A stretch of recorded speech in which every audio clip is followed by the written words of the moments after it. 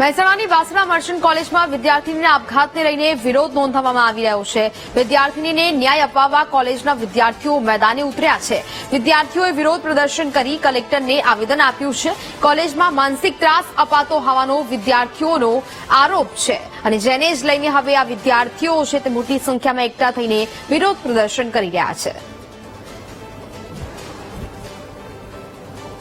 પ્રોફેશનના નામે શિક્ષણ જગત માટે કલંક કહેવાય એવા લોકોને તાત્કાલિક ધોરણે ત્યાંથી રસ્ટિકેટ કરાયા અને ગઈકાલની તપાસમાં જે બહાર આવ્યું કે માત્ર 2 પ્રોફેસરો નહીં પણ આમાં 5 થી 6 લોકો સંડોવાયેલા છે।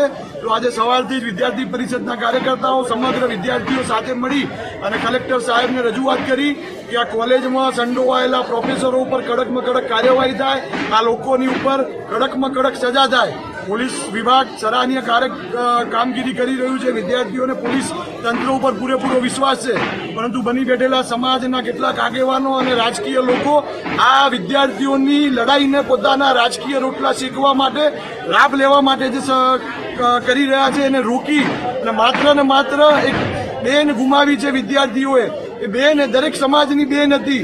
આ બેનને ન્યાય અપાવવા માટે વિદ્યાર્થી પરિષદ સમગ્ર ગુજરાતની અંદર જો આંદોલન કરવું પડશે। જઈને આખા ક્લાસની વચ્ચે જઈને એને ખીજાય અને એના મેન્ટલી ટોર્ચરના લીધે બેને સુસાઇડ કર્યું અને સુસાઇડ કર્યા પછી ઇન્ફોર્મ કર્યું કે નહીં આ બેનની સુસાઇડ થયું છે તો કોઈ હેલ્પ માટે આવો તો કોઈ હેલ્પ માટે ત્યારે 15 મિનિટ સુધી કોઈ નહોતું આવેલું। બિચારા એના સિનિયર હતા એ લોકો અને ઇન્ટર્નશીપ જઈ એક જ મેડમ હતી નહોતી, ત્યાં કોઈ વોર્ડન હાજર અને કોઈ પ્રાઇમરી ટ્રીટમેન્ટ નહીં ને ત્યાં એને જીવ ગુમાવ્યા પછી એને હોસ્પિટલ લઈ જવામાં આવી। એ પણ બેદરકારીની જે એની સો-કોલ એમ્બ્યુલન્સ હતી એમાં એને લઈ જવામાં આવી, બરોબર। અને પછી આવીને તો બી મર્યાના ન્યૂઝ સાંભળે તો બી કોઈ બહાર આવતું નથી, હસે છે ને બસ એવું જ કરે છે। અમારી માંગ એ છે કે જે પ્રોફેસર એને ટોર્ચર કર્યું છે, જે બી કર્યું છે એ બધાને જ્યાં સુધી જસ્ટિસ નહીં થાય ત્યાં સુધી અમે લોકો હલવાના નથી અહીંયા।